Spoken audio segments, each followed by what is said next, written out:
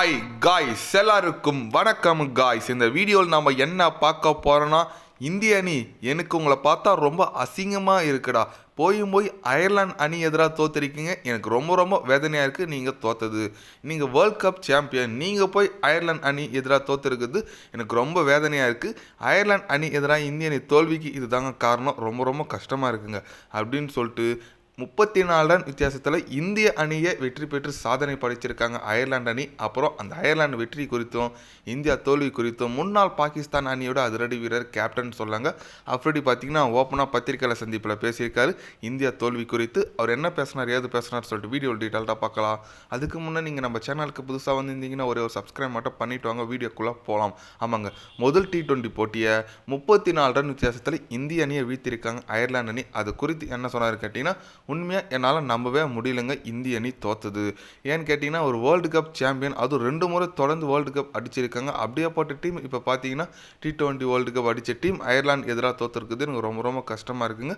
உண்மையாக சொல்கிறேன், இந்திய அணி நல்ல ஒரு T20 அணிங்க. ஆனால் அவங்க ஏன் எப்படி தோத்தாங்கன்னு சொல்லிட்டு என்னால் யூகிக்கவே முடியல. ஆனால் இருந்தாலும் அயர்லாந்து அணிக்கு நான் வாழ்த்துக்கள் சொல்லிக்கிறேங்க. அவங்களுக்கு இது ஒரு பெரிய ஒரு அச்சீவ்மெண்ட். இந்தியா போன்ற அணியை அடிச்சிருக்காங்க. உண்மையாக இந்திய அணி நல்ல வீரர்கள் கொண்டிருக்காங்க. ஆனால் தோத்தது அவங்களுக்கு பெரிய ஏமாற்றத்தை கொடுக்குது. அடுத்த T20 போட்டியாச்சு இந்திய அணி ஜெயிச்சு லெவல் பண்ணதான். ஏன்னா சீரீஸ் தோத்தா இது ஒரு வரலாற்று சீரீஸ் ஆகிடும்.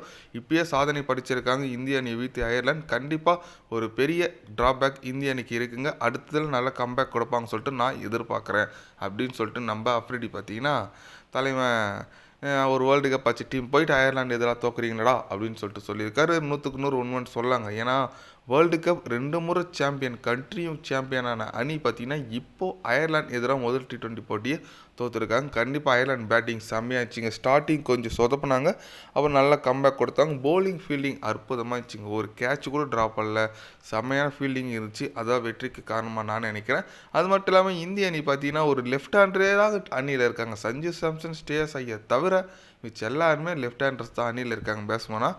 அதனால் அது ஒரு பக்கம் நம்மளுக்கு பின்னாடி இருக்கலாமான்னு சொல்லிட்டு ஒரு யோசிக்க இருக்குது. அதே மாதிரி சூரியவஞ்சி வந்து ஐதுட்டாருன்னு ஒரு நியூஸ் வந்திருக்குங்க. அணியில் எடுக்கலை அப்படின்னு சொல்லிட்டு ஐதுட்டாருன்னு சொல்லிட்டு ஒரு நியூஸ் வந்திருக்கு. ஒரு சுட்டி குழந்தைய அவர் எடுக்கலைன்னு சொல்லிட்டு அணியில் அழுவுறதெல்லாம் ரொம்ப இந்த பெரிய விஷயம் தான். அதனால் கண்டிப்பாக ஒரு அடுத்த போட்டியில் சுட்டி குழந்தைக்கு வாய்ப்பு தராங்களான்னு சொல்லிட்டு பார்க்கணுங்க. ஆனால் யார் உட்கார வைக்கிறது? ட்ராபேக் பார்த்தீங்கன்னா நம்ம சஞ்சு சாம்சனும் பண்ண முடியாது, சூரியவஞ்சி பண்ண முடியாது. அதனால் யார் பண்ணுறதுன்னு சொல்லிட்டு ஒரு கன்ஃபியூஷன் இருக்காங்க. பொறுத்து வந்து பார்க்கலாங்க.